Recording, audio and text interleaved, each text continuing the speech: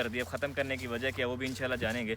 और उसके अलावा भाई का एक्सपीरियंस कैसा रहा, कितने साल उन्होंने किया और खाली भाई ने किया है, भाई के वालिद साहब ने भी किया, यानी ये सारी जब इन्फॉर्मेशन लेंगे इंशाल्लाह भाई से।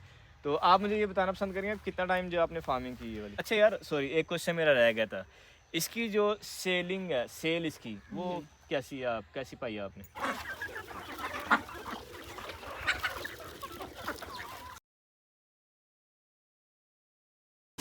Good morning ATM machine.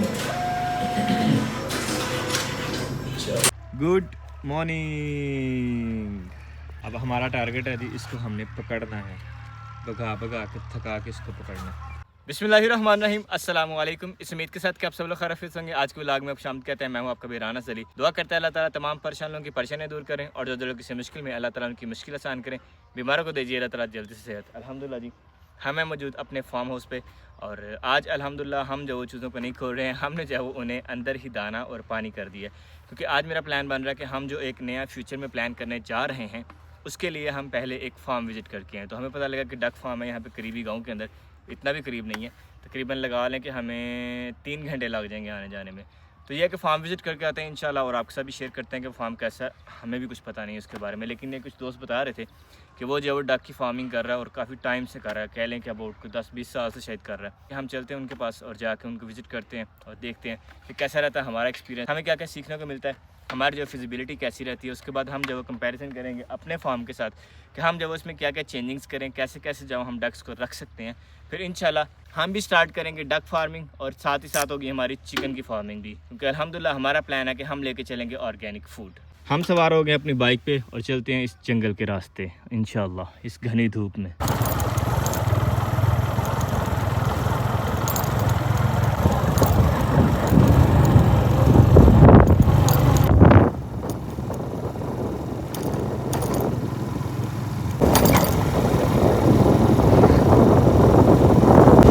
अल्हम्दुलिल्लाह जी चलते चलते हम पहुंच चुके हैं इस टाइम मंडी थ्रो इसको बोलते हैं, थ्रो मंडी थ्रो।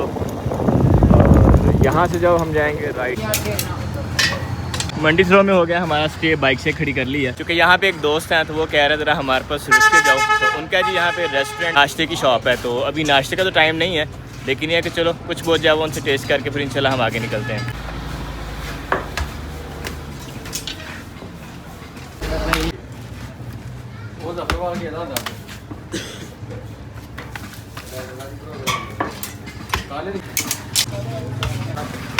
यहाँ पे चल रही जी माशाल्लाह माशाल्लाह लाइव रोटी, क्या कहने जी खूबसूरत। हमने मंगवा लिया जी दलीम, क्या बात है माशाल्लाह खूबसूरत। साथ है जी हमारे पास चने और साथ आ गई जी हमारे पास लाइव रोटी।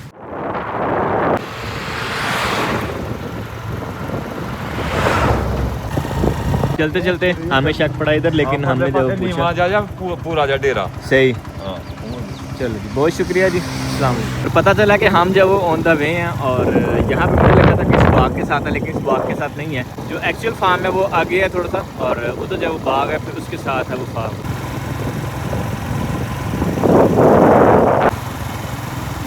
और मुझे लग रहा है कि हम जब पहुँच चुके हैं फार्म पे। अल्हम्दुलिल्लाह जी हम पहुँचे हैं फार्म पे।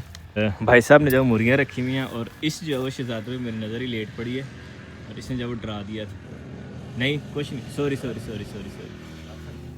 अस्सलाम वालेकुम। की केड़ी नस्ल है? प्योर गुल्टर ये लग रहा है मैंने। मेल है फीमेल है?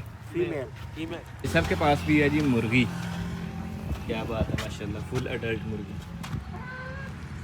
अल्हम्दुलिल्लाह जी यहाँ पे चल रही गपशप काफ़ी ज़्यादा खूबसूरत सी। और यहाँ पे जब भाई साहब ने फ़िश फार्म भी बनाया हुआ है, क्या कहने जी, बिल्कुल मेन के पास। जब मछली का दाना डालेंगे फिर उसके बाद इंशाल्लाह दोबारा से कभी विज़िट करेंगे यहाँ पे। और अभी जो भाई साहब के पास मुर्गी हैं और ये भी जो फुली ऑर्गेनिक और 2500 की जो वो दे रहे हैं, तो अगर आप लोगों को चाहिए हो तो वो भी जो हाजिर हैं आपके लिए। और ये रही जी मुर्गियाँ, क्या बात है माशाल्लाह खूबसूरत, क्या कहने, चेक करें, one of my favourite colour. अभी हम विज़िट करके आ रहे हैं एक फार्म और अभी हम जा रहे हैं जी दोबारा से मेन पे। और ये भी जो टेक का पुल है, हम जो पता नहीं कहाँ से घूम के अब दोबारा आगे जा रहे हैं। यहाँ से भी तकरीबन काफ़ी सारे किलोमीटर दूर। फोन करो तो दस मैं समझा रहा। नहीं असल सानू ना बस दासी पही के आल च बंदे ने फार्म रखे है। आल हाँ जी, ते आल जी आ सामने भेजा गया आल लगे हुए। आहो सही से सही, बहुत शुक्रिया। ए अस्सलाम वालेकुम। रोड ते आल ही जाने ठीक।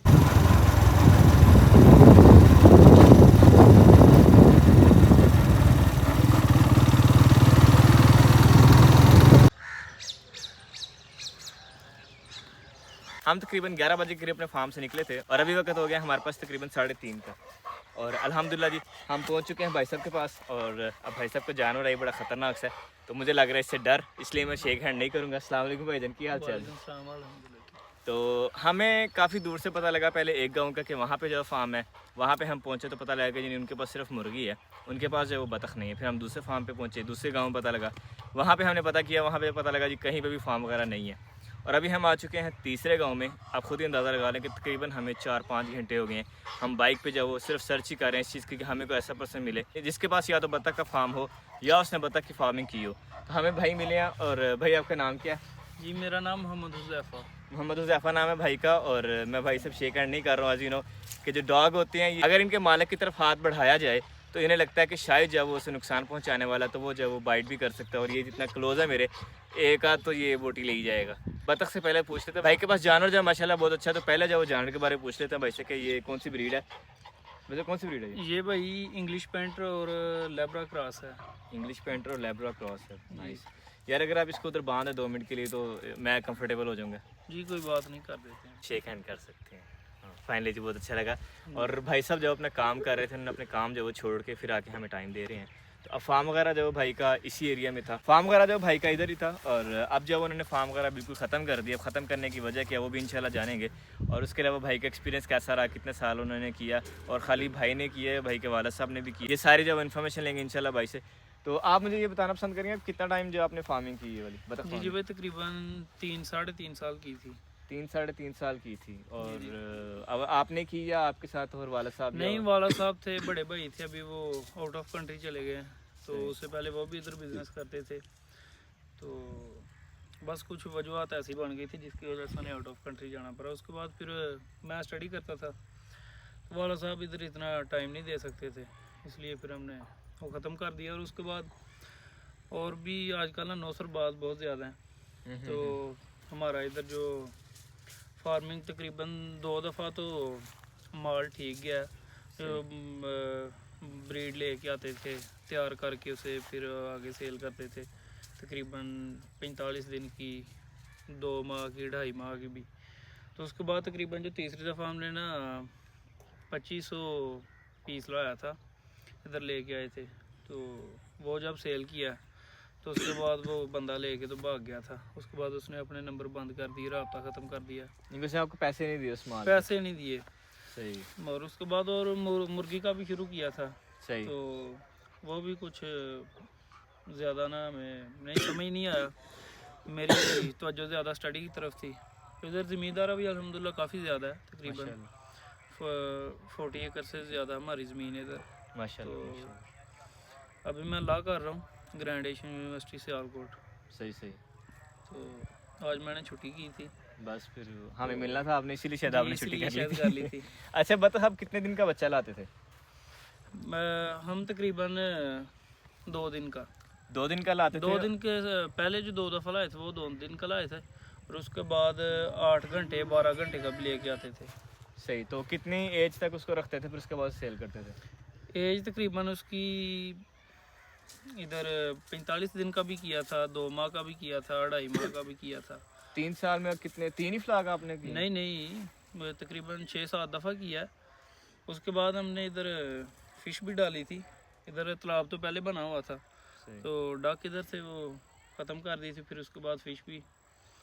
तो नहीं, तो जो डक थी वो तकरीबन 1.5 माह में या 3 माह में, ये कितने बताया आपने? जी 2.5 माह। 2.5 माह में कितना वेट कर जाती थी वो तकरीबन 1.5 किलो, 1.25-2 किलो। फीड पे करते थे आप? जी फीड भी, गंदम भी। फीड और गंदम मिक्स करके, और साथ में जब वो होज दिया हुआ था आपने? जी होज दिया हुआ था, तो सारा दिन इधर ही रहते थे खुले। तो फीड दिन में 24 घंटे में 2 बार। तो जब तकरीबन 1 माह से ज़्यादा हो गए थे उसके बाद 1 बार देते थे, तो 2-3 दफ़ा गंदम डालते थे। उसके बाद सूखी रोटी ला के उसे भिगो के वो भी डालते थे। एक दिन में कितना खर्चा आ जाता था बतख के ऊपर? बतख पे तकरीबन यार वो माल के हिसाब से डिपेंड करता है। अच्छा, अगर आपको कितनी होती थी कोई जो आपको याद हो? हमारे पास तकरीबन 1500 भी थी, 2500 भी थी, 4000 भी थी। हम 1500 वाले का हिसाब लगाते हैं। 1500 का पर डे का कितना खर्चा आता था? पर डे का वो उसकी एज के हिसाब से होता है। ओके, अगर आप 15 जो आपके पास 1500 थी उसके पहले महीने का खर्चा कितना आया था? पहले महीने का तकरीबन वो उसको का टाइम भी काफ़ी ज़्यादा देना पड़ता है, तो इधर रात को मज़दूर भी रखना पड़ता है जो उनको खिलाता रहता है। जगा ऐसे के वो रखता है, जब बिल्कुल। इकट्ठे हो जाते हैं फिर जो नीचे आ जाते हैं वो ज़ाया हो जाते हैं, बिल्कुल। तो इसलिए खर्चा तकरीबन कुल मिला के फीड का इतना ज़्यादा खर्च नहीं होता जब छोटे होते हैं, तो एक माह में। तो उसके बाद फीड का ज़्यादा खर्चा होता है, उससे पहले उनकी जो होता है ना वो देखभाल ही ज़्यादा करनी पड़ती है। सही। तो आपका अंदाज़ा क्या कहता है कि आपने जो उसको 2.5 माह रखा एक 1500 के फ्लाक को, 2.5 माह के अंदर कितना खर्चा आया और उसमें से भी कितने का दाना सेल हुआ और प्रॉफिट वगैरह क्या रेशो आपकी निकली? तकरीबन 750 का एक दाना जा रहा था जब सेल किया। किस सन की बात है ये? सन 2022। 2022 में 700 का एक दाना जा रहा था। 700 750। ठीक है, तो प्रॉफिट क्या आ रहा था उसमें? प्रॉफिट तकरीबन बहुत ज़्यादा आ रहा था, खर्चा इतना नहीं, प्रॉफिट ज़्यादा। एवरेज 500 रुपया खर्चा आ रहा था? किससे भी 500 कम? नहीं, कम था, मतलब 300 तक? 350 300 तक। सही, यानी कि 300-350 रुपये लगा के आप 700-750 में सेल कर रहे थे 2.5 माह के अंदर। सही, तो काफ़ी ज़्यादा प्रॉफिटेबल वैसे, मतलब आप 100% प्रॉफिट ले रहे थे उसमें से, जी यानी कि 100 रुपये लगा के 200 रुपये कमा रहे हैं आप। जी। तो उसमें से जो- लेबर कॉस्ट अगर निकाल ली जाए तो फिर आपको कितने बचते थे अंदाज़न? या लेबर कॉस्ट भी 350 के अंदर है? 400 बन जाता है सारे अखराजात पूरे करके, 400 तक। उसमें आपका लेकिन वो जो मैं आपको बता रहा हूँ वो डेढ़ माह का बता रहा हूँ मैं। कितना 2.5 माह का अगर करें तो वो 1000 900 1000 1050 इधर जाता था ना। एवरेज रेशो तो वही निकल आती है ना, यानी कि जी, 100% प्रॉफिट आ रहा जी, होता है। सही, चलें जी, काफ़ी प्रॉफिटेबल है। उसके अलावा जो बीमारी वगैरह की क्या सूरत हाल थी उनकी? बीमारी वगैरह के पास यही है कि खराब फीड का ध्यान रखना पड़ता है।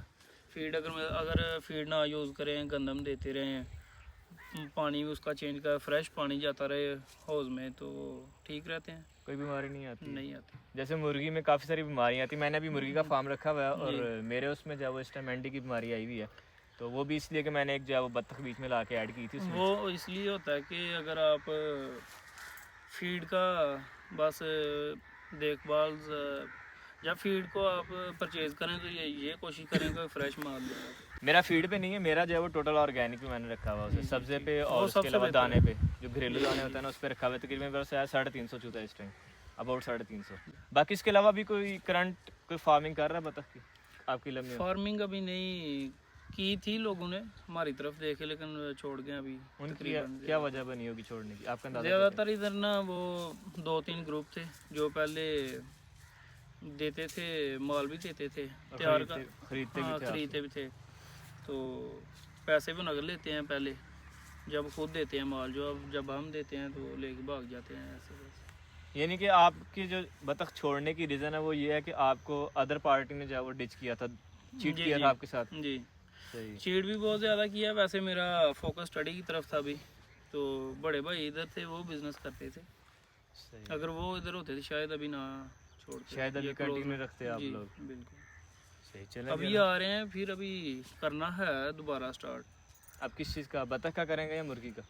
नहीं, अभी डेयरी भी बनाएंगे एक साथ मुर्गी का, मुर्गी का और डेयरी का करेंगे। डेयरी का। अल्हम्दुलिल्लाह जी, काफ़ी अच्छा रहा ज़ैफ़ा भाई के साथ और काफ़ी ज़्यादा इन्फॉर्मेशन मिली, जो मुझे कन्फ्यूजन थी वो भी ख़त्म हुई और उसके अलावा काफ़ी सारे दोस्त कह रहे थे कि बतख जो है वो इतनी सक्सेसफुल नहीं है, तो ये है कि अल्हम्दुलिल्लाह भाई ने बताया कि काफ़ी सक्सेसफुल। अच्छा यार, सॉरी, एक क्वेश्चन मेरा रह गया था, इसकी जो सेलिंग है, सेल इसकी वो कैसी है, कैसी पाई है आपने? मसलन मतलब इसकी मार्केट कौन सी है, सेल कहाँ पे होती है ये तैयार करने के बाद? सेल ये अभी तो अफगान बॉर्डर बंद है, वो ये आउट ऑफ कंट्री ज़्यादातर जाती है। ज़्यादातर आउट ऑफ कंट्री जाती है। मैंने जी। सुना था कहीं दूर से जब आप फार्मिंग शुरू करेंगे ना, आपके पास खुद ब खुद ही आ जाएंगे कस्टमर, आ जाते हैं। सही, तो इससे नहीं फ़र्क पड़ता कि आप गांव से बहुत बाहर हैं, रास्ता समझाना नहीं, मुश्किल वो है, ये इधर साथ रोड है, इधर से कोई मुश्किल नहीं, कोई भी चीज़ है ट्रांसपोर्ट सीधा इधर आ जाता है। सही, चलें ये तो ठीक हो गया। तो आप बता रहे थे कि जो बत्तख है उसकी मार्केट ज़्यादा आउट ऑफ कंट्री इनके जी, ईरान वाली साइड पे या अफ़गानिस्तान वाली साइड पे जी, जाती जी। है। सही, चलें जी, बहुत अच्छा लगा भाई से बातचीत करके। और हुज़ैफ़ा भाई ना, हुज़ैफ़ा, जी जी सर। और हुज़ैफ़ा भाई जो माशाल्लाह काफ़ी उन्होंने जो फ़ुर्सत में हमें टाइम भी दिया, इनका शुक्रिया। इन्होंने अपनी इन्फॉर्मेशन दी, हमें नॉलेज काफ़ी सारा दिया। और यकीन माने कि हम पिछले तकरीबन 5 घंटे से जो काफ़ी ज़्यादा कह रहे हैं कि हम तंग हो रहे थे, काफ़ी ज़्यादा हमने जब वो खाक छानी अदर अल्फाज के अंदर, लेकिन ये है कि अल्हम्दुलिल्लाह फ्रूटफुल रही हमारे लिए। होप्स हो कि आप लोगों के लिए भी फ़ायदेमंद रही होगी। और इसके अलावा अगर क्वेश्चन हो आपके माइंड में तो आप जो बिला झिझक कर सकते हैं, इंशाल्लाह कमेंट बॉक्स आपके लिए हाजिर है। और अभी हम भाई से भी चाहते हैं इजाज़त, क्योंकि हमें यहाँ से जाते तकरीबन 1.5 घंटा लग जाना है। अगर हम सीधा सीधा भी जाएँ तो आते हमें ज़्यादा टाइम लगेगा, क्योंकि हमें पता करना पड़ा, काफ़ी सारे अदर जी, जी। फार्म्स का पता करते करते हम फिर यहाँ तक पहुँचे हैं। तो बस जी, किस्मत थी आपसे मिलने की। जी, बहुत शुक्रिया एक बार फिर से। शुक्रिया। तो स्टे ब्लेस्ड एंड हमें दीजिए इजाज़त। कोई क्वेश्चन हुआ तो आप कर सकते हैं। अपना ख्याल रखिएगा। अल्लाह हाफिज़।